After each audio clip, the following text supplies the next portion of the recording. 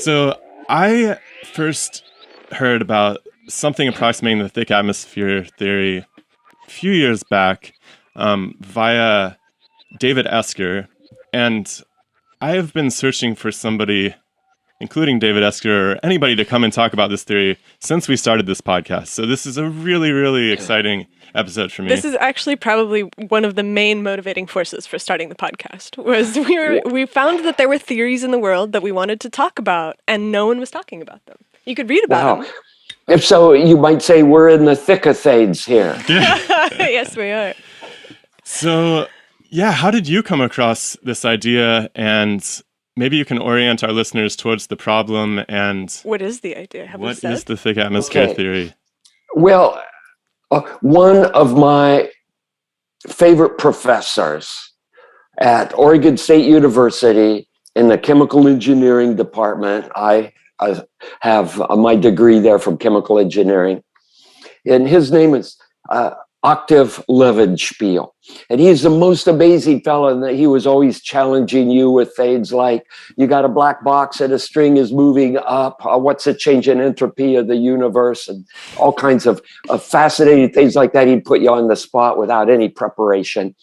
And we started talking one time about how large birds could fly.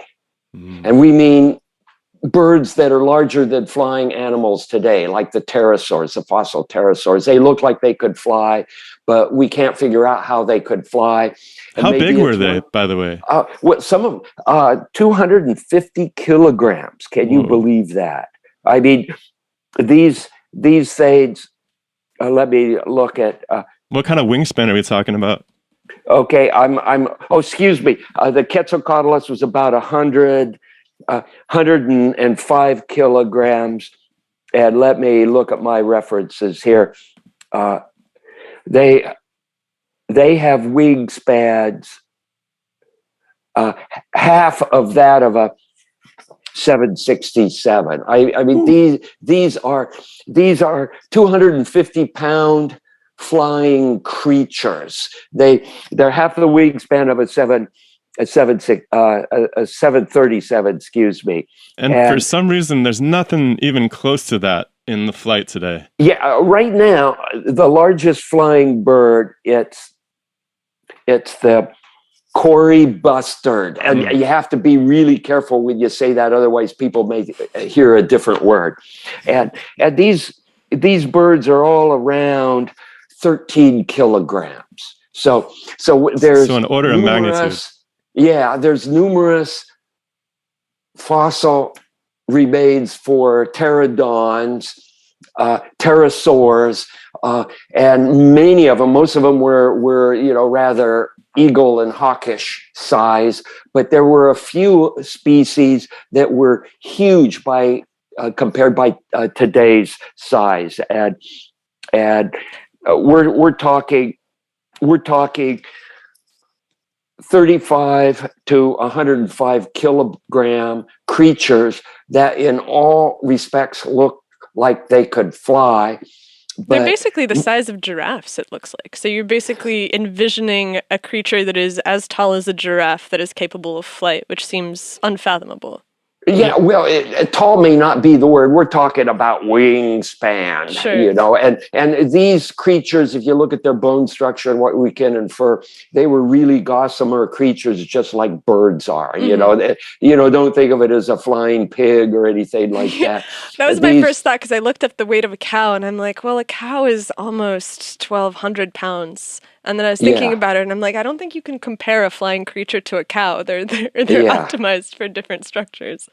And so these flying creatures, does it fall under the same realm as the adage that scientists some time ago said a bumblebee can't possibly fly? And of course, bumblebees do fly, and the problem was human understanding of aerodynamics and the power generation that creatures can make. And so is it still in the realm of that kind of thing where we have insufficient understanding to figure out how these creatures could have been flying creatures.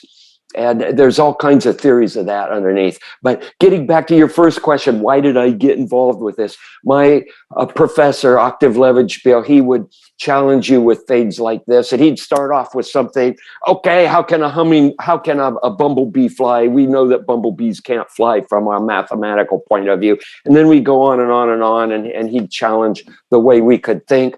And then he started off doing that with pterosaurs and bird flight. And then we started working on this problem together, and we came up with these a wacky hypothesis after reviewing what we understood as the aerodynamics of bird flight. And I have to emphasize we, because we're just a couple of chemical engineers, what do chemical engineers know, and so, we're pretty good at looking at thermodynamics and the flow of energy and chemistry and things like that. But aerodynamics, we're not aerodynamicists, and we're not people that study birds, and we're not fossil geologists that have a lifetime of studying pterosaur fossils and looking at the bone structure and stuff. So we're newcomers into the field. We're kind of looking at things with a huge degree of naivety, and we couldn't figure out how these creatures could fly, which is also endemic in the scientific literature. I mean, it isn't just we couldn't understand it. There's literally hundreds of papers published and books on pterosaurs and the flight of pterosaurs. And there are some hypothesized means for how these creatures could fly, and there are some hypothesized hypotheses that say, well, maybe they never really did fly; they just crawled along on the ground. And these things range all over the scale. And we started to come up with the power for flight decreases with atmospheric density. And so if the main argument for why pterosaurs can't fly is they are the metabolic power required for flight is way greater than their ability to make metabolic power, and hence, is that like they can't flap their wings fast enough, basically? Yes, and it may not necessarily be fast, because there are birds that flap their wings really slow, and then there are birds that flap their wings really fast, and it has more to do with wing loading. And if you see something like a cormorant or a duck, and they're flying real fast, and they're flapping their wings real fast. And then if you look at hawks and eagles, they're more like a soaring bird. So it isn't necessarily.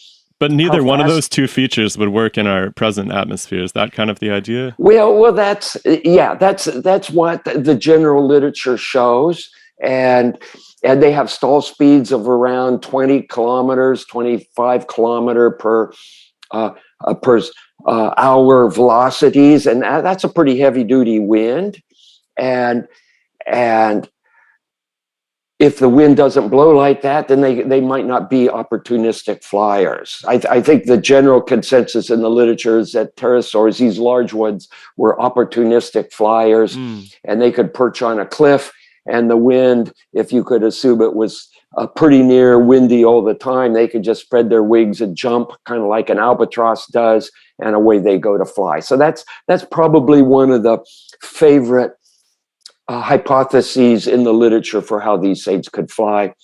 What Levenspiel and I and another dear professor of mine, Tom Fitzgerald, we hypothesized that what would happen if the atmospheric density was greater, then the power for flight would decrease. And so we did some simple calculations where we would raise the atmospheric pressure, which would lower the power for flight. And when the power for flight curve crossed the metabolic power curve, then we said, wow, at that point, these creatures could have flown based on a whole series of assumptions that we had come up with at that point in time. How did you decide the metabolic power for this sort of flight? Oh, that's a good question. and that's a well-researched entity in the literature. And I've got some of my favorite books. This is a book called Scaling, and it's by Schmidt-Nielsen. And here's another book. It's on Simple Science of Flight, and it's by Tennessky. And in these books and numerous other literatures, they have what they call mouse to elephant curves. And this is a plot of metabolic power measured. These are measured metabolic power. So this is scientific data, okay? Measured metabolic power as a function of body mass. And they go from the tiniest shrew up to the largest creature we know of as an elephant. And they measure the metabolic power. And then you plot it up on a curve.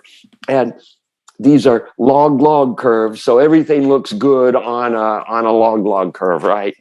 But if you plot that up for mammals, and they have these curves going all the way down to gnats, all the way up to elephants. But for the sake of pterosaurs, I wanted to limit this only to vertebrate mammals, warm-blooded creatures. And if you look at that mouse to elephant curve, you can choose a body mass of a warm-blooded vertebrate, and you can slide over and get the ballpark range for how much metabolic power they can create. And this is all based off of measured scientific data. And there's numerous publications that you can pull these measurements from. And I'm looking at some of these curves right now, and it's astonishing how tight the fit of the data is. And like you said, it's on a log scale, but it's just this perfect line that everything falls onto. And when you get to elephant, there's maybe a little bit of variation, but there's so few animals up there that you would be able to measure that makes sense. Yeah, and you know, even human beings fall right on the curve, and there's a number of different correlations. And I'm looking here in Schmidt-Nielsen's book, and the metabolic power, P in watts, is equal, this is a curve fit to the data, is equal to 73.3 times the mass to the 0.74 power. And then there's another one where the metabolic power is equal to 70 times the mass to the 0.75 power. So there's variation in the literature in terms of what researchers have come up with to determine how much metabolic power can a warm-blooded vertebrate create today. Now, applying this to pterosaurs, there's a big assumption that their physiology, their ability to consume oxygen and metabolize, I don't know, fish or whatever they eat or what they ate at the time, and create metabolic energy. There's the assumption that physiology, that physics is the same as what today's creatures are. And that's just a wag. That's just a flat out assumption. Maybe they had supercharged muscles, and maybe, like in the movie Avatar, maybe they had super inlets that they could breathe air in a set of vents and breathe air out the other, so they didn't have to breathe in and out the same orifice like all mammals do, and you get a countercurrent flow for oxygen consumption. Who knows? Maybe that they had a way to generate more power metabolically than anything alive today. But if not, how does the atmosphere being thickened rescue them from this conundrum? Okay, well, that comes can you maybe just orient folks towards why increasing pressure would lessen the power load necessary for flight. Can we kind of think of this as a buoyancy effect, or how would you describe it? That's a good way of thinking about it. And they're just like I gave a power law for body mass versus metabolic power. You can come up with a similar equation for density and flight metabolism. And I think for lift versus atmospheric pressures. Yeah, and here again, this is Tenneskee's book on flight, and he has here that what he calls the Great Flight Diagram. Okay, and it takes flying creatures from mid-Gs all the way up to a 747, and it looks at weight of the creature or the airplane, and either wing loading in newtons per square meter, or you could look at cruising speed in meters per second. So you can look at these in either of those ways. And this assumes 1 atmosphere pressure, by the way. And so you can take the mass of either a flying creature or a flying machine, and you can figure out what its cruising speed should be for stable flight and what its wing loading is. And is there a similar diagram for pressure versus lift? No, yes and no. There's don't have to put you on the spot, but I assume that relationship is similar. Yeah, it is, and I let me look to see if I can find that right now, because it is.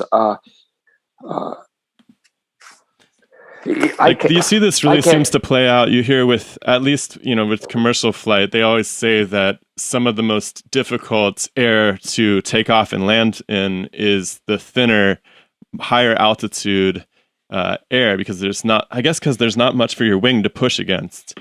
And that is absolutely. It's a balance of the atmospheric density, your airspeed, and even the temperature can make a difference. And these aids affect your takeoff dynamics and also your landing dynamics. And the higher altitude you are, the faster your touchdown speed's going to be. Also, if it's hot, high altitude, it's going to be even worse than cold, high altitude. Mm-hmm. You asked me a good question. I'm sitting here. I wish I would have prepared a little better. I do not have the power law for how atmospheric pressure affects the power for flight, and I can't. No worries. Yeah, I just wanted to kind of understand the basic idea, just at least refresh our minds about the basic idea with density and lift, and how these things sort of go together. Yeah, the general rule is the higher the pressure, the less power it takes for flight. That makes sense. And the slower the stall speeds, all of these aids. So I think that I'm looking at the diagram from Tenneskee's book, and there is right around the weight of where the pterodon is. There's also a couple of different points on the graph, which is solar zephyr, gossamer penguin, gossamer condor, the solar sunrise. What are these other points that seem to fall off the chart the same way that the pterodon does? Are they related somehow in structure or function? That's a good question. Notice on Tenneskee's Great Flight Diagram, the human-powered airplane falls way off of the curve, and what you see are flying creatures are centered around the curve fit quite nicely, but a few of these points fall way off of the curve, and the pterodon falls way off of the curve. A sky surfer falls off the curve. The penguins do. That makes sense to me. Yeah, they're not flying. Penguin. Yeah. So if a creature falls too far off of the Great Flight Diagram, it becomes really problematic for them to fly, such as the human-powered space flight. Human beings can, even when you make like the big Gossamer airplane that flew across the English Channel via a world-class bicyclist at the helm, so to speak.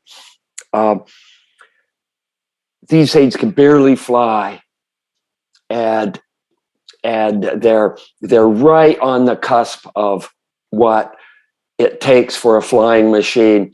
And then the pterosaurs seem to be on that cusp, or actually way off the cusp. It looks like he's basically making the point here that all other contemporary animals fall on this, if I can call it, the meat curve, so to speak.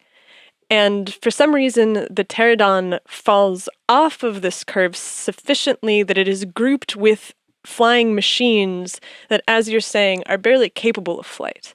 And Correct. So he's basically highlighting this thing where it doesn't make sense that the pterodon would be out there, because we know that those things are already at the very, very edge of being able to fly. And so there must be some other foundational reason for why the pterodon is there, which has more to do with its environment than it does with its structure.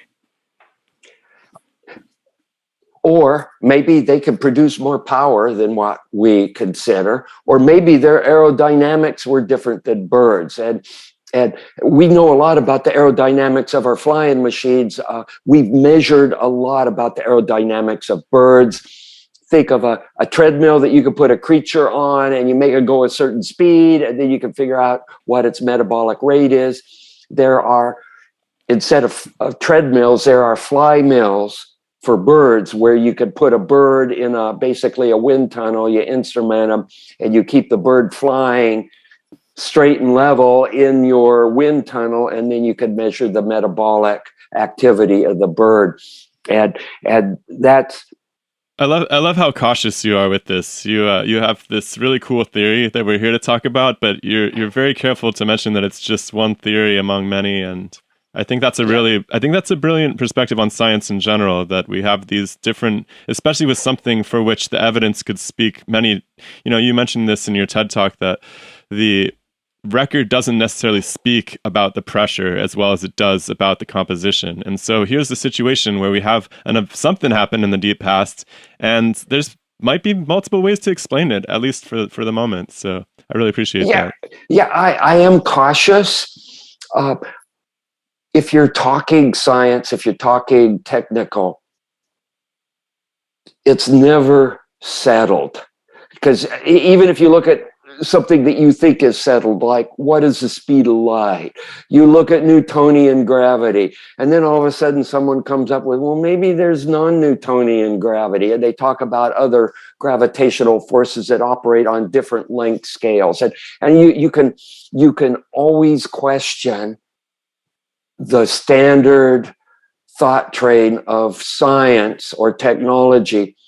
However, if you do, the burden of proof rests on you, and you better have your ducks in a row, or else you might look like a fool in front of all your scientific colleagues. And one way to keep from looking like a fool in front of your scientific colleagues is to be cautious by saying, hey, if you make this series of 4 or 5 assumptions, maybe Earth's atmosphere was greater, and that is what allowed the pterosaurs to fly.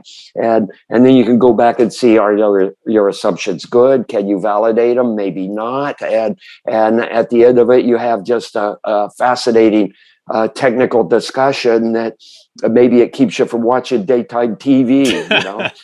Well, there's something larger about it too, which keeping us away from daytime TV is a great benefit. But it's also that as you begin to explore these other ideas of what the past looked like, you're able to start creating a richer narrative of history, where we have a tendency to have the arc of the planet be something that we have already grasped more or less confidently.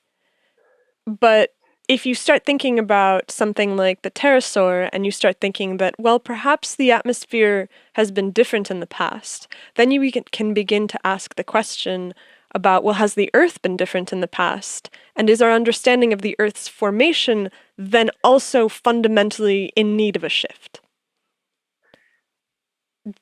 I like your line of thought there. I like your line of thought. And what's either frustrating or great, depending on which side you want to be on, if you have something like atmospheric composition, there are good proxies for understanding what the composition might have been through geologic time by looking at clay chemistries and things like that, where we have pretty decent records. There's very few proxies, if any, that tells us what the total atmospheric pressure has been through geologic time. And What would a typically, proxy like that look like? You mean a proxy for atmospheric composition? No, for atmospheric composition makes sense because you can look at the relative isotopes. Could there be something that is a proxy for pressure theoretically, or is it just outside the realm of possibility? That's kind of what I wonder. To be honest, I've never found one. Let me put it that Okay. way. There may be one out there in some arcane literature that I didn't get a chance to read. And I've read hundreds of papers. And you have to remember, this was maybe the last time I did a thorough literature review on this was maybe 10 years ago. Mm-hmm.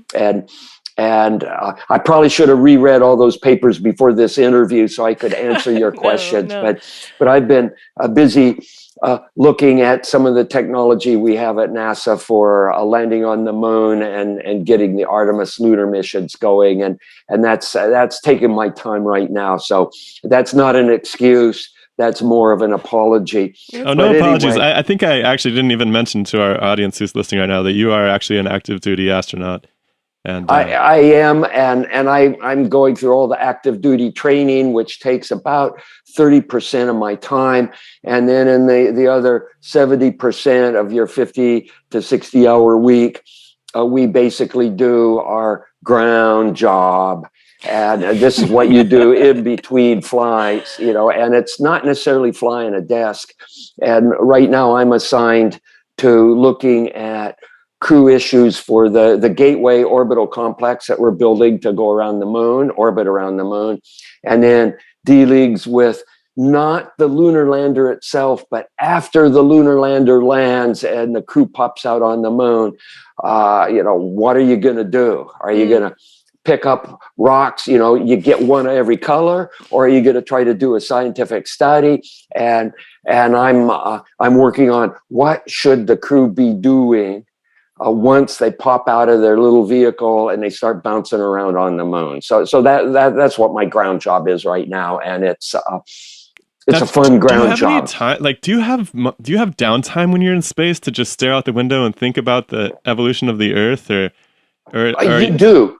And I've spent over a year living on the International Space Station, parsed over 3 different trips there, and the shortest mission was a shuttle flight, and it was 16 days. And then I had 2 missions that were each nominally 6 months. And when you're living and working in space, you can't work, 16 to 20 hours a day in, day out for 6 months in a harsh environment, and still maintain safety of flight. So we work pretty much a standard 12 to 13 hour day. We'll start at 7 o'clock in the morning, basically GMT time, which we use on station. And by 7 that evening, it's like Fred Flintstone. We can go yabba dabba do, and we float off and do whatever we want. And, whatever you can do on station. And one of the cool things to do on station is to look out the windows in the cupola and take photographs. And so did you find yourself considering... When was the last time that you were up there, by the way? 2012. It's actually been 10 years. Oh, wow, okay. 10 years ago today, I was on station. Okay, and where's that? Let's see, that would be quite a while after you were considering the thick atmosphere conundrum for a while. Oh, yeah. I was working on the thick atmosphere conundrum, back in like the the early 80s. And this was just one of these slow moving fades in between whatever else was going on. And the three of us, Levenspiel, Fitzgerald, and I, we would, send papers back and forth with our latest cockamamie ideas on what to do. And one big question is, where did this extra atmosphere go? If the atmosphere was nominally 3 atmospheres greater at the end of the Cretaceous period, when all these flying creatures were around, where did that atmosphere go? And that's something that I'm still racking my head against the wall on. Well, we know that. Well, we know. We believe that there's a huge impact around that time. Obviously, we don't have dinosaurs around anymore. Very suddenly, they seem to have disappeared. Yes. Do you think that it could be related to that impact, that Chicxulub impact? Yes, it could be. And an impact of that size might have been able to blast some of our atmosphere off. And then my next question would be, how many times has that happened before this impact? Is that possible, that the atmosphere was even much, much, much thicker? You know, if you go back, this was only 65 million years ago. What about 1 billion years ago? Yeah, well, the general consensus, the Earth, as it became its own entity, was kind of like Venus, our sister planet. And if you look at Venus, it has basically 100 atmosphere pressure. And of course, you have to remember, we're defining the atmosphere we have on Earth right now as 1, and that's 1 atmosphere. And then you look at Venus, and it has 100 times the atmospheric pressure that Earth has, and it's nominally the same size, but its atmosphere is mostly carbon dioxide. And so for some reason, Venus did not lose its atmosphere. And what people, a reasonable assumption is Earth started off kind of like Venus with 100 atmospheres pressure, and through geologic processes, probably involving tectonics and things like that, we've got oceans and all kinds of other things that interact chemically with the atmosphere. Well, it seems just relieving 100 atmospheres worth of pressure on the surface of the Earth would cause a great. It seems like that alone could cause some crazy geologic features. I'm just imagining if you just lifted 100 atmospheres of pressure off of something, like you think it would wrinkle up and stuff like that. Well, one hypothesis is that all the carbon dioxide, if Earth had a mostly carbon dioxide atmosphere, 100 atmospheres pressure like Venus, one hypothesis is all the atmosphere precipitated as limestone in the oceans because they had magnesium and calcium ions available in an aqueous environment, and you drove a precipitation of the carbon dioxide, where on Venus, it doesn't have oceans, it's really hot, and there wasn't that particular mechanism. And I'm just, there's many different hypotheses for what happened if you start off with 100 atmospheres pressure. That's just one of them for what might have gotten rid of most of the atmosphere about the time that we think life took off. And then basically from an atmospheric point of view, we've never looked back. I wonder about the stability of the solar system over long periods of time, where, you look at Venus, it has 100 atmospheres of pressure versus Earth. It doesn't have oceans. It actually, there was a paper published last year that says that it has never had oceans. But can you imagine a circumstance where there is some kind of change in the orbital patterns of the solar system such that Venus moves to a cooler place and starts to lose its atmosphere, and then water can condense, and then it becomes Earth-like? Wow. That sounds like the grounds for a great Hollywood movie to me. Because there's this guy named Velikovsky, right? And his ideas are way out there and don't seem to have any bearing on reality, because he's asserting that there was this massive shift of planets. He's saying it happened like 15,000 years ago, and that seems crazy. But I think if you can make up any kind of hypotheses you want, whether you can use observational data to substantiate that hypothesis, and if you're in a realm where there's no observational data, then you can basically create any kind of techno-scientific construct you want, and there's no way to either prove or disprove it. Well, I wonder, so we didn't used to think that there were planets outside of solar systems, right? Yeah. And in the last decade, I've started seeing reports not only of planets outside of our solar system, but also of rogue planets, these wandering planets that don't have a star. And is that just a loose definition of the word planet, where they're actually more, planetoids and they're these teeny tiny things?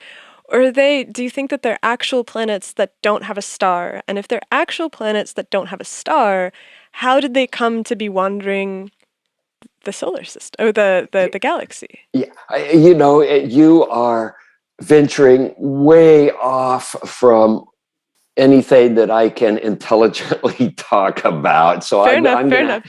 If we want to talk about thermodynamics, if we want to talk about standard chemical engineering stuff and some of the things that I've spent time researching. But these are wild ideas. I like the idea of a rogue planet. I mean, it reminds me of reading stories about the medieval samurai warriors in Japan, and if you didn't have a liege lord, you were a rogue samurai and almost a pseudo outcast, and so maybe these rogue planets are like samurai warriors that don't have a liege lord. Maybe Earth was one of them. Yeah, who knows? What we do know, there are things that we do know about our solar system. It's stable. We've got a series of hard, rocky planets. We've got some gas giants, and we know what their periods are and their rotation rates, and we know approximately what their chemical compositions are in their atmosphere and what the near surface might be.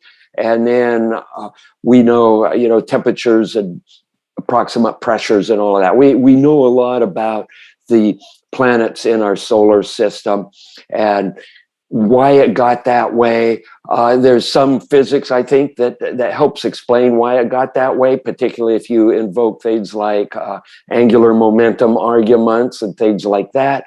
But then there's a lot of things that we just don't know at this point in time, and maybe we will if we get more scientific data, more measurements.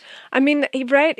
Shiloh downloaded this exoplanet app the other day, and so it's basically a map of the Milky Way, and then it has our location, and then it maps. It's very, very cool because you can kind of surf around in it, so you can look from Earth's perspective. There's almost 5,000 of them cataloged at this point. Yeah. But it was just so cool to see a visual representation of where they're located, because what you can see is that you can look towards the center of the galaxy, and there's a shadow there.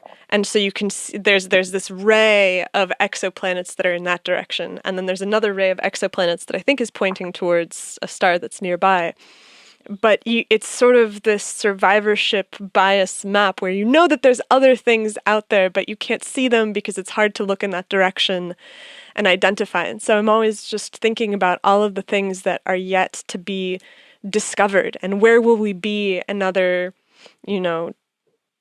even 10, 15, 20 years from now, because exoplanets weren't a thing. The whole discovery of exoplanets, and then it isn't just one or two, but there's thousands. And then at the edge of our knowledge, I guess you could draw in dragons and ghouls and things and have an abrupt edge. Definitely, and instead of being flat Earth, you could be flat galaxies. Ooh. Right?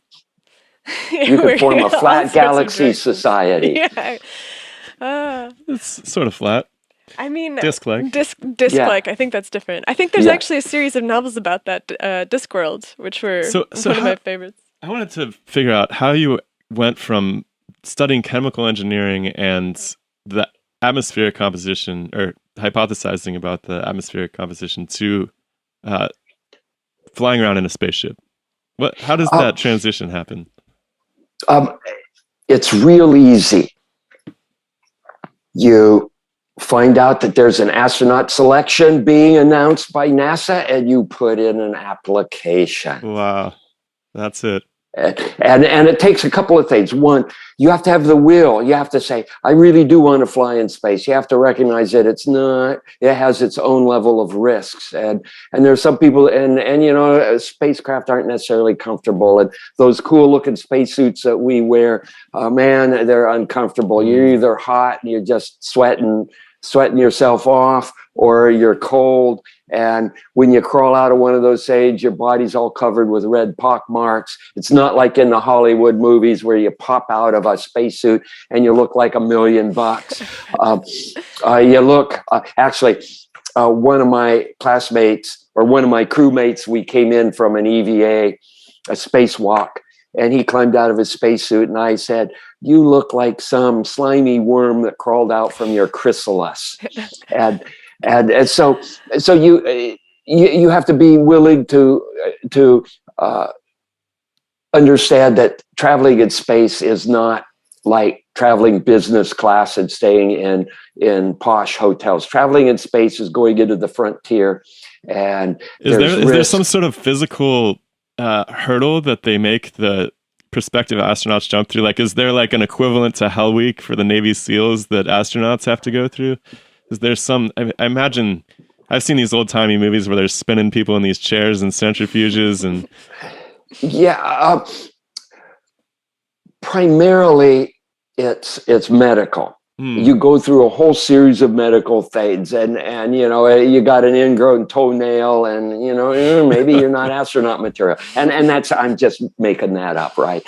But you have to be a pretty healthy lot to even get your foot in the door. And typically when you pass the NASA flight medical, you're naturally segregated into groups of people that are physically fit. And you have to be strong enough to be able to like do a pad abort. And that big orange pumpkin spacesuit that we wear, like for the space shuttle. But if you had to do a pad abort and you're carrying your parachute and all this other stuff, your oxygen bottles, all the stuff that we have in our suit, it's about 80 pounds of stuff that you have on your body.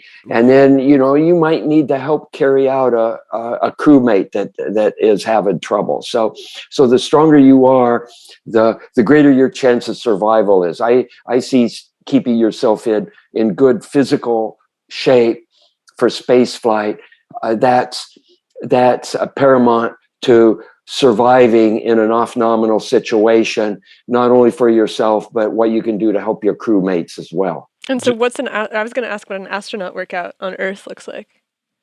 Well, I just did one this morning. And I'm an early to bed, early to rise kind of person. And I was in the gym. I would expect no less. Well, you know, not everybody's that way. But I am, and I was in the gym working out at 6 o'clock in the morning, and I usually spend an hour and a half working out, and I'll start off by doing a nice sort of jog around the now dark Space Center, and we have some really neat kind of nature paths that you can run around on, and then I end up back at the gym. And then I'll do a hardcore cardio, a high intensity interval training kind of workout where you run yourself up to 95 to 100% of your heart rate in these short repetitive intervals. And then I'll do a weightlifting exercise routine that's crafted by our trainers for maintaining bone density as well as maintaining upper body for doing EVA, you know, spacewalk, because spacewalk is all upper body, but maintaining your bone density in a weightless environment is all lower body. So I guess you got to do the whole thing. And the difficulty there is pressure again, right? Like moving this, it's a pressurized suit. Is that why it takes so much upper body, or? That and your legs are not really useful when you're floating around. I mean, you can't walk, you can't kick. It's not like scuba diving where you can flutter your feet and you can propel yourself. And if you look at some of the spacewalk videos, you'll see every once in a while an astronaut, typically a rookie spacewalker, will be sitting there and he'll be wiggling his feet around, because when you're training underwater, if you want to get a little bit of momentum, you can kind of flutter your feet like a scuba diver, and you can like get an extra 6 inches and get your hand on a handrail or something. And if you get in the habit of doing that when you're training underwater and you get in space, every once in a while you'll see somebody kind of kicking their feet, and of course that doesn't do any good when you're in a vacuum. But why the upper body if you're weightless? Why is it? Well, because your upper body is basically the appendages that are prehensile, right? I mean, if we were like orangutans, man, we could have prehensile feet and prehensile arms, and we'd be twice as effective, but we're not. Although there's some people in the office that have these really long arms, and maybe they have an orangutan in the family tree someplace. So you're like pulling yourself around, and you're pulling yourself around. And some of the payloads we handle might be upwards of 1,200 to 1,800 pounds, and they're not they're not weight pounds like on Earth. Yeah, what does that mean? They're mass. So you have to worry about accelerating them to get them going, and then like in Newton's laws of motion, they'll just keep going. So then you have to deaccelerate them to stop. What does that feel like? Is that like trying to stop a huge hockey puck, or what is it? What's it? Yeah, I mean, maybe think about it like that. But so what you have to do is you have to be careful that you don't put so much energy into getting a large object moving that all of a sudden you're surprised when it comes time to stop that object. And anyway, EVA is mostly upper body, and we do exercise routines to get our upper body in shape for doing spacewalks. What is, I'm always curious about bone density, because as a woman, I know that osteoporosis will one day loom in the shadows. And so what does a workout that focuses on bone density look like? I know that this is like off the course of the atmosphere. Yeah, this is the fun thing. This is why people listen to podcasts, because you start off talking about pterosaurs and atmosphere, and maybe we'll get back to these things. Well, I actually think atmospheric pressure and bone density could come full circle in a second. I have some ideas about that. But remember, we are in control, so we can maneuver these things around, and there's enough politician in me that I could take almost anything and spin it around and get it back to where I want to, right? I like that. But I want to know about these workouts, because I'm very curious about what you guys are doing for that. Okay. Particularly when you're weightless, the bones that decalcify are typically your highly loaded bones. We're talking about your hips, the base of the spine, the base of your feet, the calcareous, and bones in your hands. They don't decalcify. Your skull does not decalcify, even though you might think that somebody comes back from their first mission and they've become thick-headed or something. Maybe their head's swollen, they can't put their helmet back on anymore. Sometimes we joke about that happening to people after their first flight. But some bones in your body do not decalcify. It's the load-bearing bones that decalcify the most. And the calcium goes out in your urine. And it used to be you could lose 5, 8, 10, 12% of bone density in critical areas, like in your hips, the base of your spine, bottoms of your foot. You could lose enough bone density that you'd come back osteopenic, which is one stage before osteoporosis. And then if you worked out heavy duty on Earth, you could gain that back in maybe 6 months to a year. What we've learned is if you stress your bones on orbit, you can keep them healthy. So we work out for 2.5 hours every day on station, about an hour for cardio and an hour and a half for weightlifting. And we do that every day. The only times on station I did not work out was when we did our spacewalks, and that's enough of a workout. You're trashed at the end of the day. At least I was trashed at the end of the day for my EVAs.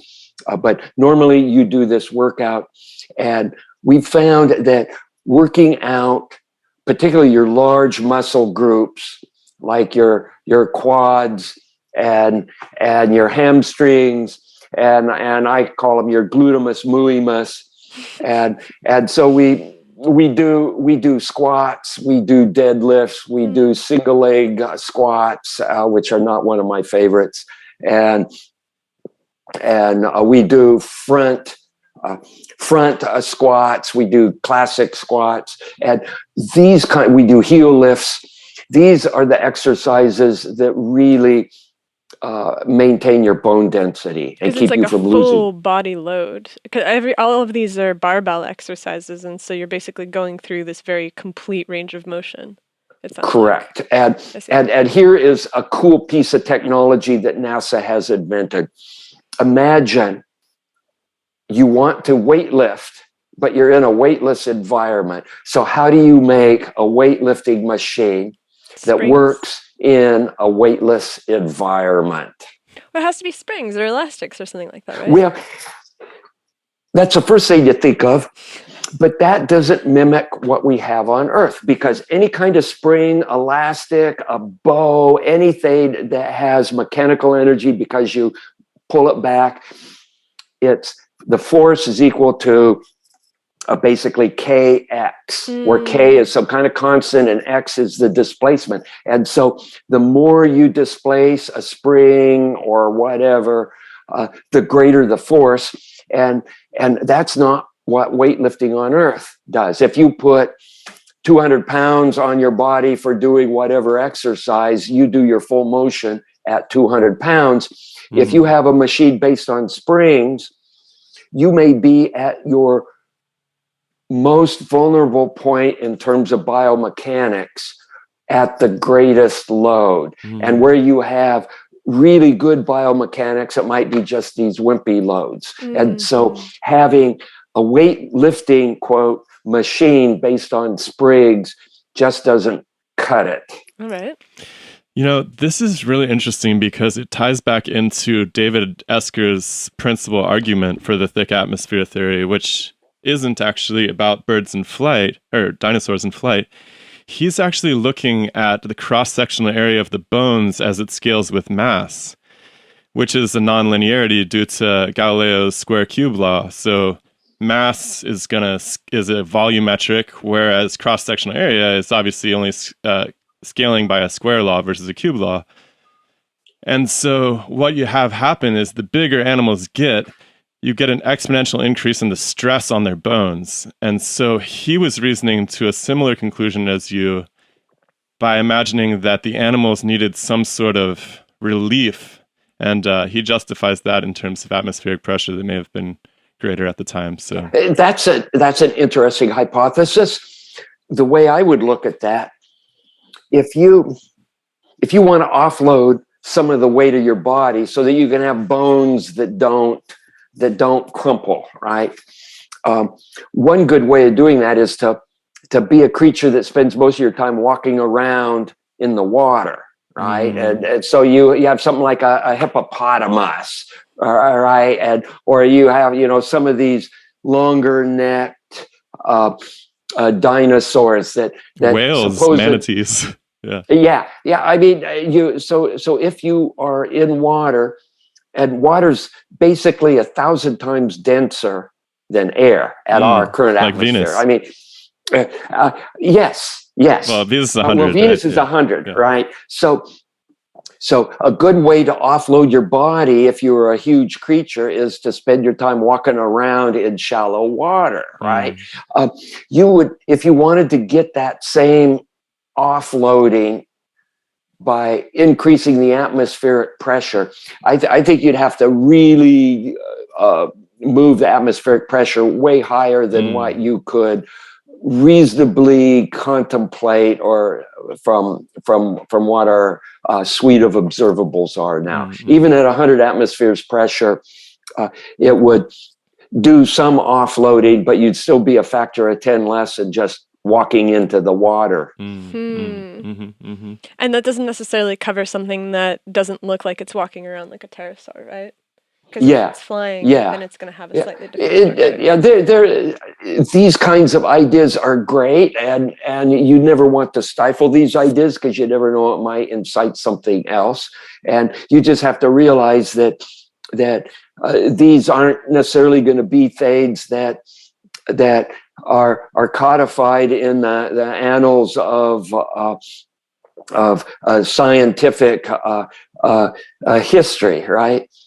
I think that that's a great difficulty that we encounter pretty regularly, where there is definitely a sense in the scientific community that there's a collection of ideas or theories that are the preferred ideas and theories.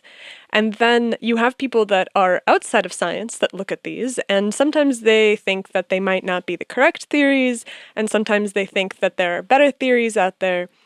And I really enjoy exploring these, but oftentimes you come across the fact that people construct their ideas from a position of willful imagination more than from these first principles of metabolism and pressure and history and observable details that can then be used to model a functional theory.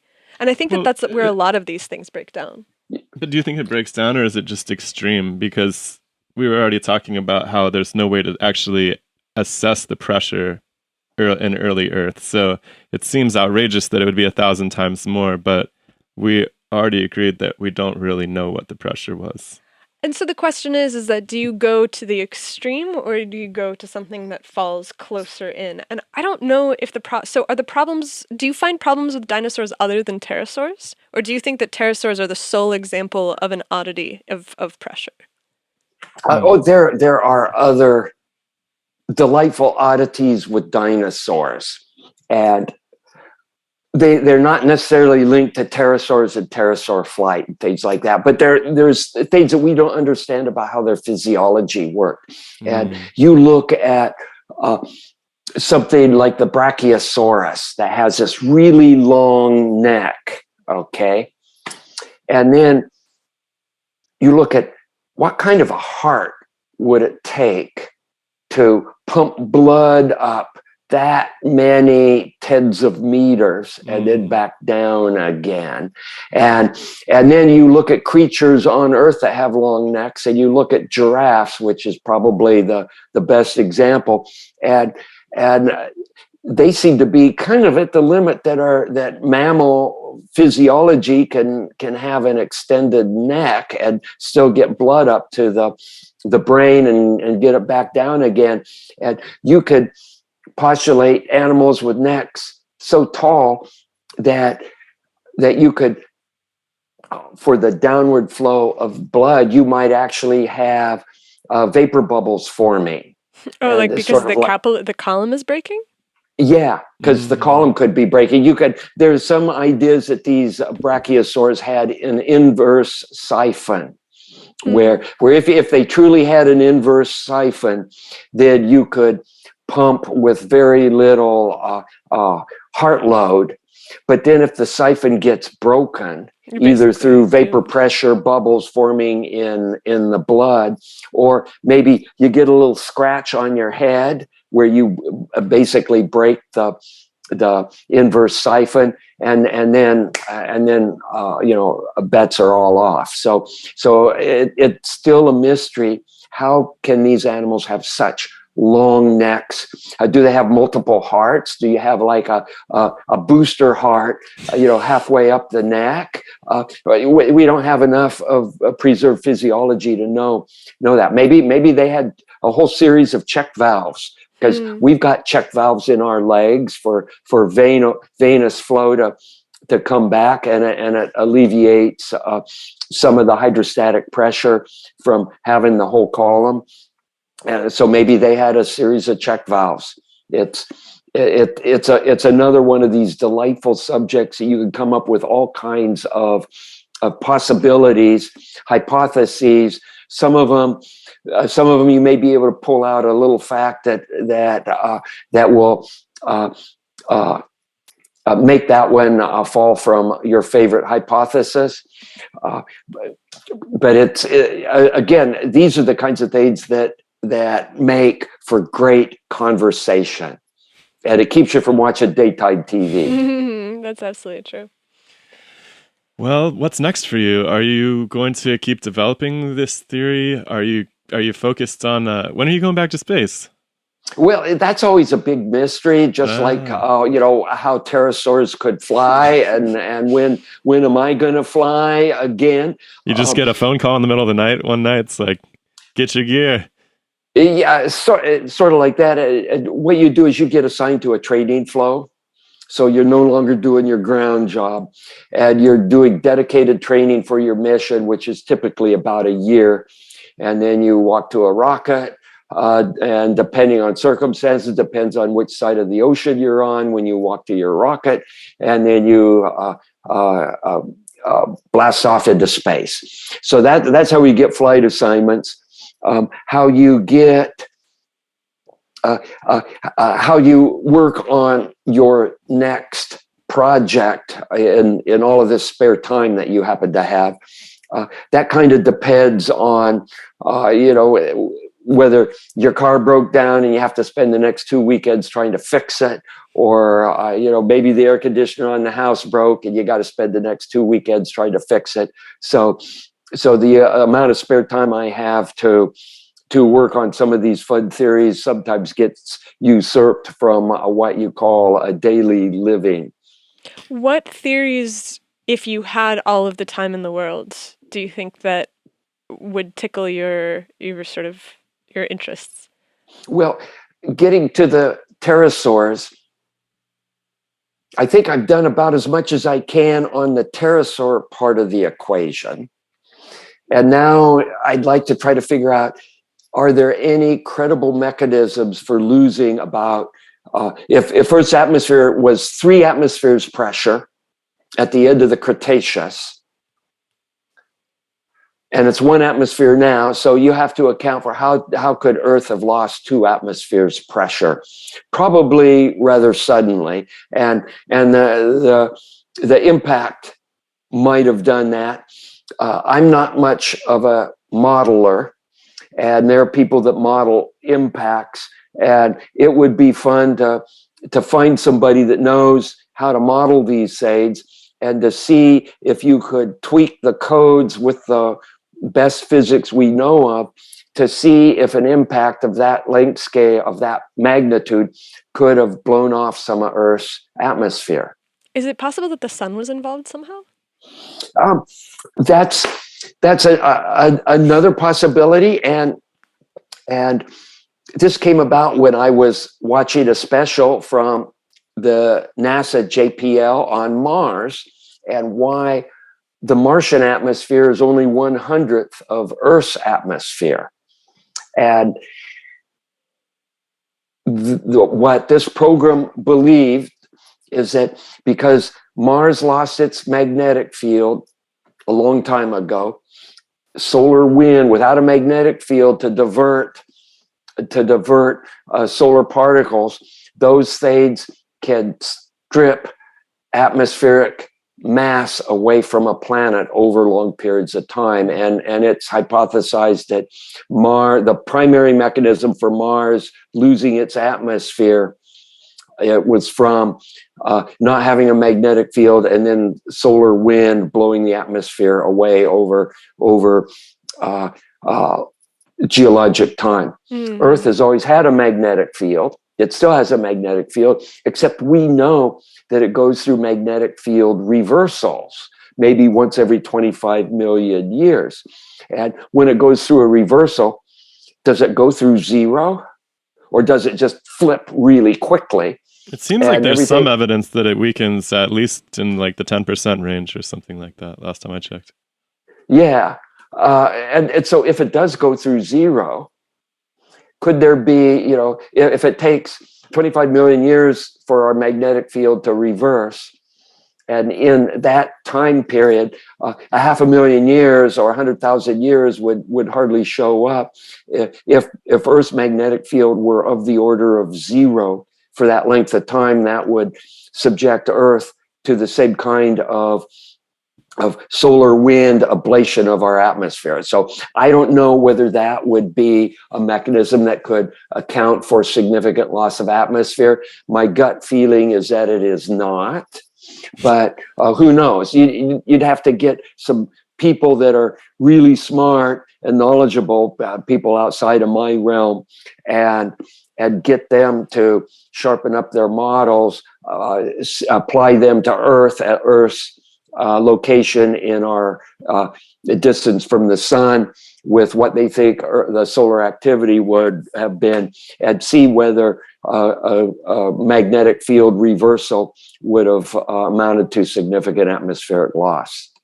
All right, get on that, theorists. We have a direction. We have a direction. I hope you're able to collaborate with some folks. I'd love to read that paper. Yeah, and I have a habit of just finding people. I'll give a talk about something, and at the end of the talk, a professor from some university will come up and say, "I have graduate students working on this," and then we get a collaboration going, and I feed them data and observations, maybe from some of the fluid dynamic experiments I've made from space station, and then over the course of time, we end up with a peer-reviewed scientific publication.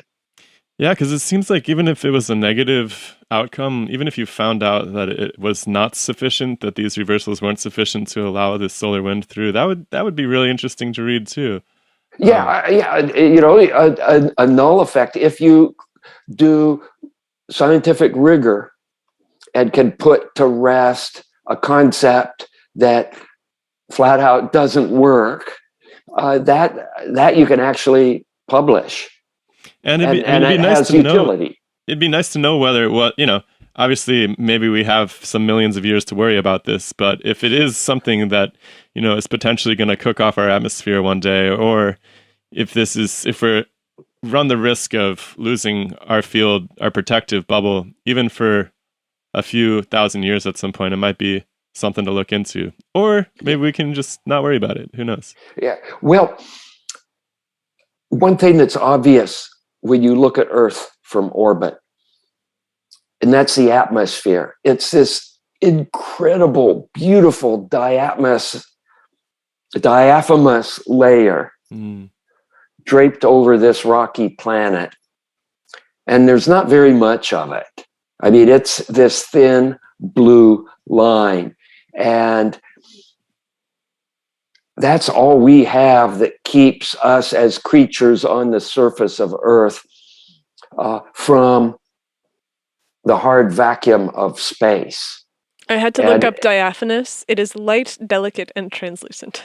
I saw you were pecking on your machine there, and I mispronounce words all the time. Sorry about that. I just write it off to there's a few loose wires in my brain, and English grammar was not one of the things that got connected correctly when I was a kid. It's a very beautiful and accurate descriptor where we live on this planet separated from the cold, hard vacuum of space by something that's very fragile, and we don't spend a lot of time considering what could happen to it. And this theory does. Yes. Oh, and let me point out, and we all say the cold, hard vacuum, and I use the word the cold vacuum. If you look at the concept of temperature, that's molecular motion. And if you have a true vacuum, that means you don't have any molecules. So it's really tough to say what is the temperature of space. You could talk about the temperature of something in space, but to talk about the temperature of space itself is an interesting thermodynamic construct. Well, it's not even clear that it's actually a vacuum, right? I mean, if you have a solar wind out there and there's this, it's very rarefied perhaps, but a true vacuum is pretty hard to find. Yeah, I don't think there's anything that we could really call a true vacuum. If you let's see if I could do this calculation in my head. You have 760 millimeters, 760 torr, and that at atmospheric pressure, you take STP. That's a mole of gas would be 6 times 10 to the 23rd molecules. Okay, 6 times 10 to the 23rd molecules. If you lower the pressure to 10 to the minus 6 torr, okay, that takes that down to maybe 10 to the math in public is always so embarrassing. A million times less. Yeah, that takes it down to 10 to the 17th molecules, right, in a mole. Okay, and now you look at vacuums, hard vacuums like on the moon or far away from Earth's atmosphere. Maybe they're 10 to the minus 14. So you still have millions and trillions of molecules per mole when you're in these hard vacuums. So it's not completely devoid of molecules. Mm-hmm. I think that's a really important distinction that we find increasingly relevant. It's almost like we've done a disservice by saying that astronauts are in space because they're actually in this sea of rarefied molecules, but that doesn't sound as cool as in space. So yeah, it doesn't. And the atmospheric density or pressure as a function of radius or height from Earth, once you get into exoatmospheric, it's typically described as an exponential tail. So in some the atmosphere of Earth lingers way outside of what you would say is the edge of our atmosphere, and you really can't define the edge of the atmosphere. It's kind of defined as 60 miles up, but there's still a lot of atmosphere above that. Mm-hmm. And this is kind of way off topic, but is it just gravity that's keeping that layer snug? Is that the primary force at play? Good question. I suppose so. I have to think about that. That this podcast, people are going to listen to it and think, "Gosh, this guy's a real idiot." Because I don't think so. I don't think so. These are hard questions. We're talking about things that are right on my edge of knowledge, which is kind of dangerous to do. But it's the same kind of thing. I mean, we could be sitting here watching daytime TV, and instead we're having this fascinating discourse, and maybe 80% of it is just flat out wrong, but that's okay. We're having fun talking about it, and it might incite some little glitter of a new idea inside that could grow into something else. Yeah, I hope so. It wouldn't be the first. We've had a few people on the show come up with ideas right in the middle of it, and somebody went on and made a book out of one. So I hope it's been a fun time for you. Did they cut you in on a deal with the royalties? Heck no. Actually, before we go, I have 2 questions that I want to close the loop on. Number 1 is how it is that you design a workout machine for space. We never finished that. We got to elastics and we didn't finish. And number 2 is, does it smell on the International Space Station? Closing thoughts. Okay. I'm those are 2 of my favorite subjects. Okay, so we established that F equals KX for any kind of elastic spring, whatever.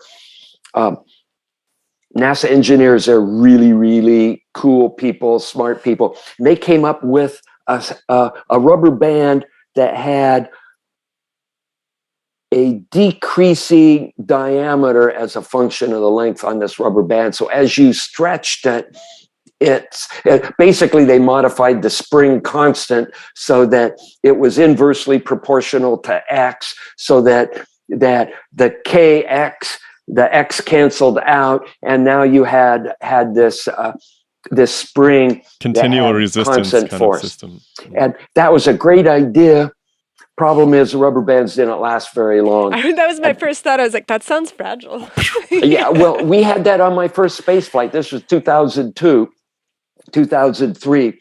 And we had this exercise machine, which was filled with these really sophisticated rubber bands. And we broke it after a couple of months. And then we repaired it. And then the next crew came on after us and they broke it. And then we repaired it. And finally, they came up with this great piece of engineering. They actually use vacuum to create a constant force as a function of displacement. So imagine you have a cylinder with a piston in it, okay? And you have a connecting rod on the piston, and you can move the piston back and forth in this cylinder. On one side is cabin pressure, and on the other side is vacuum. And so now it doesn't matter where the piston is in the cylinder, the force on that piston is exactly the same because you got vacuum on one side and you got cabin pressure on the other side, and there's 1,000 cubic meters of cabin volume. And by moving this piston in and out of this cylinder, you don't change the cabin volume. And so the cabin pressure is constant. There's no force on the other side. It doesn't matter where the piston is in the cylinder. And so you design a couple of these big honking piston cylinder evacuation things. And then you come up with a series of really clever adjustable levers so you can move the effective force that you feel on your bar, your weightlifting bar, from as little as 50 pounds force to over 600 pounds force. And it is constant throughout your whole motion of displacement. Wow. Very cool. And so you could do 600-pound squats on station if you are that much of an animal. Has anybody set that record yet? Well, actually, yes. Because one thing, you look at your body, and I weigh about 165, 170 pounds, and 120 pounds of that is basically above my hips. And so if I'm doing squats at 200 pounds on Earth, I'm moving my upper body with the squat bar at the tune of about 120 pounds that all my glutamaximus, muimus is pushing against all of that. When you get into weightlessness, you no longer have, in my case, that 120 pounds of your upper body. So if you want the same workout as what you were used to doing on Earth, you automatically add 120 pounds to whatever your squat workout was. So now instead of doing 200 pounds, I'm doing 320 pound squats when I'm on station. And that must do wonders for the ego. Oh, yeah, it does. It's like, wow, look at me, look how strong I am. And then, of course, you come back to Earth and you come into, a wimpy Earthling again. But we've had some people that are launched really, really strong, and they may be big chested, strong people. And you might have to add an extra 180 to 200 pounds onto them. And they can come close to maxing out the squat machine. That's incredible. All that lifting must get kind of smelly, though, huh? Oh, now you're bringing back the smell. I mean, if you think of space as a vacuum, and your sense of smell involves molecules going up your nose in gas form, and so how can you contemplate that space has a smell? Well, I would imagine that if you're getting hit with any kind of high energy electromagnetic radiation, that it could activate olfactory receptors randomly. And so, do you ever get sort of like the retinal flashes? Yeah, like do you ever you'll get particle events in your eyeball and you'll see flashes. I hadn't even thought about that. See, this is why it's fun talking about this, because I hadn't even thought about whether you could get flash smells triggered from galactic cosmic rays. What a concept. What a concept. We'll have you back to talk about that next time. But here's what really happened. After the first time I was part of a spacewalk, I was running the airlock. And so I sent two of my crewmates outside, and then when they came back inside, I was running an airlock, and we repressed that airlock and brought them into where the crew lock where we could desuit them. And I noticed there was a peculiar smell that emanated from their spacesuits. And it smelled like, to me, it smelled like welding fumes. Some people have described it, it smells like unburned, a can of gunpowder. If you take gunpowder, you open up the can and just smell it, it smells like gunpowder. And it occurred to me that was the smell of space. The fabric on the outside of your spacesuit, when you're outside, it's absorbing these rarefied molecules that are floating around there. And then when you come back into the spacecraft, those molecules come off. And because you're inside the spacecraft and you're desuited, you can smell those. And it's not a radiation effect that the fabric this is not, of this the... is, yeah, this is it's not like the fabric abgassing. Yeah. It's like pulling a cork out of a bottle of wine and smelling it. Only instead of the cork, it's your buddy's spacesuit, and they just came in from a spacewalk. And the analogy that I like to use on this, it's how certain reptiles, pit vipers and lizards and things smell. Their nose is strictly for breathing, and their olfactory sensors are on the roof of their mouth, and they stick their tongue out and they go and they get molecules on their tongue, and then they pull their tongue back in and push it up against on these sensors. So that's why so many reptiles are constantly sticking their tongue out and waggling it around, is because that's how they it's like a butterfly net. Molecules in the air that we would call a sense of smell. And that's exactly what the spacesuit was doing. It was acting like the tongue of a reptile. Go outside, molecules impinge, they get stuck there, at least for a short period of time. You come back inside, the molecules get given off, and then you come up there and smell it, and you have the smell of space. Wow. Gosh. Smells like welding and gunpowder. That's fascinating. I mean, I'm going to spend a lot of time thinking about just been flying around, just getting cooked for years and years and years. Yeah, so do you think that's the smell of solar wind, or do you think that that's the smell of cosmic dust, or do you think that it is both of them? I don't know. It might be the smell of chemical reactions in the fabric on the outside of your spacesuit because they've been impinged on by solar wind or cosmic rays. I mean, maybe you're smelling directly the cosmic rays that are coming, particles coming back off. Maybe you're smelling chemical reactive byproducts from the space environment, and they're coming off your suit. Do you have a mass spec up there? We've we do for doing a gas analysis for not like molecules less than carbon dioxide 44. I see. And that's primarily for looking at cabin pressure. We have a quadrupole mass spectrometer, and it's tweaked up for looking at trace air contaminants, basically. Because I was thinking that it could be a cool experiment to do, to take a piece of fabric with you that it is from the spacesuit, and then do mass spec on that fabric before and after to see what's actually in it. Ooh, you gave me a great idea. This smell will also come off of metallic objects. So if you have the stainless steel head for your EVA hammer, or your tool or whatever, you can smell that. You can have the same smell. Okay. And so, and that's not an organic based thing like the fabric on the outside of our spacesuit. So here's the experiment. And you go out with some kind of a special cleaned metal coupon, so it doesn't have spit and fingerprint grease and nose grease and everything. So it's a clean piece of some kind of semi-inert material, whether it's stainless steel or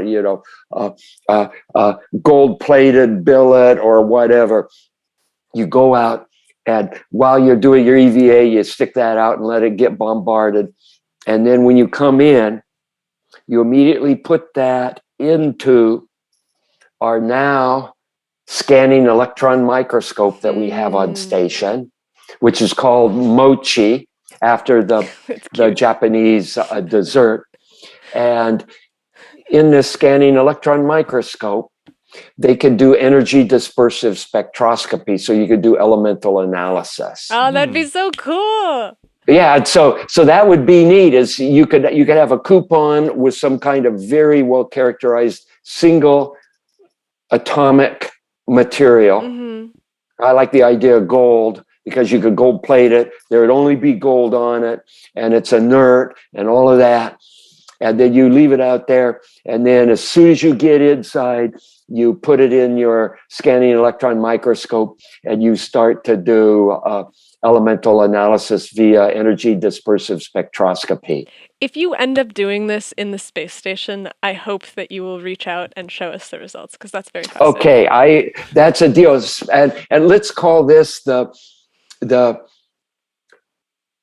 I need to think of some nasty NASA type acronym. Instead of calling it the demystifying science, we could call it the DS.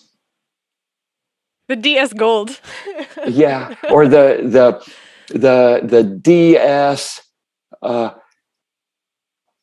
SE, the demystifying science smell experiment, I love the it. demystifying science space smell experiment. So it could be the DSSSE. I like that. Rolls off the tongue. Yeah, it sure rolls off the tongue, just like so many other acronyms do. So I have a friend who used to work at Bigelow Aeronautics, and she was designing the module that purified urine into water. And she said that it was in use in the space station, but that nobody ever turned it on because they hadn't dealt with the fact that it smelled like hot pee all the time. Oh, that was maybe early on. On my second flight, STS-126, we actually delivered and set up and got working what NASA calls the regenerative life support system. And what you have is you've got the toilet hooked up to a fractional distillation machine, hooked up to a bunch of filters and catalytic converters and all this. And then it ends up being hooked up to the galley. And the galley being the kitchen. So this is the cooking galley water. being the kitchen, the hot water dispenser that you make your bag of coffee and you rehydrate your freeze dried food and all That's of getting that. real. You really have that. Has to be a good system. Yeah, it is a good system, and we set that up on STS-126. This was 2008, and got it working, and it occurred to me that this is a coffee machine. The whole thing, instead of calling it this regenerative life support system, it doesn't roll off of your tongue very well. I call it the coffee machine because it has the uncanny ability to take yesterday's coffee and turn it into today's coffee. And that's exactly what it does. And we've been using that. Water's a pretty scarce commodity on station. And if you want to go away from planet Earth for any length of time, go back to the moon, orbit around the moon, go to the surface of the moon, go to Mars, we're going to have to figure out how to conserve as many drops of water as we possibly can. And your sweat and breath are the lowest hanging fruit. And we've been doing that for a long time. Urine is I'll call it the intermediate hanging fruit. And if you combine those two together, you can not completely close the water loop, but you come close to closing the water loop. And it's important technology that now has been running on station pretty much continuously since 2008. And it's a well-oiled machine, a well-honed machine now. And is that something that is there a next generation of this that's going to go into the gateway? Yes, there will be a next generation currently planned for going into the gateway orbiting complex around the moon. Very cool. So we'll keep our eye on that. Wow. Well, I really look forward to seeing what comes next out of the the mind literature of and Dr. the Donald mind Pettit. of Dr. Pettit, exactly. Yeah, I really appreciate and you. the thick atmospheres, and it's one of these things that we'll probably never know. But it's fun to contemplate. It's fun to talk about. Maybe sometime in the distant future, the way distant future, when human beings go to one of these exoplanets, one of these 5,000 known exoplanets, maybe we'll find a rocky planet similar to Earth, and we'll find it, and it'll have everything that we need. It'll have the 3 atmospheres pressure, and it'll have 105 kilogram flying birds, and then we could go, aha, that's what it was. I can see it. Fingers crossed. But until we come across something like that, it'll still just be an interesting discussion topic to go over with your friends. Well, I like thank that a you. lot. And thank you for hanging out with our friends for this. You guys are running a really good show. I like the topics you bring up, and again, it keeps people's brains engaged. It keeps you from getting mental degeneration in terms of thinking about fascinating things. I was actually going to turn on some daytime TV after we got off. Yeah, I bet you are. I bet you are. You can turn on daytime TV but pay close attention to those ads, because some of those ads are getting pretty technical. This is true. All right. Well, thank you so much, Dr. Pettit. We hope to have you again. Okay, if you could think of another subject that might be fun, I'd be happy to come back. Beautiful. Maybe the Artemis mission sometime soon. Okay, bye now. Thank you so much. See ya.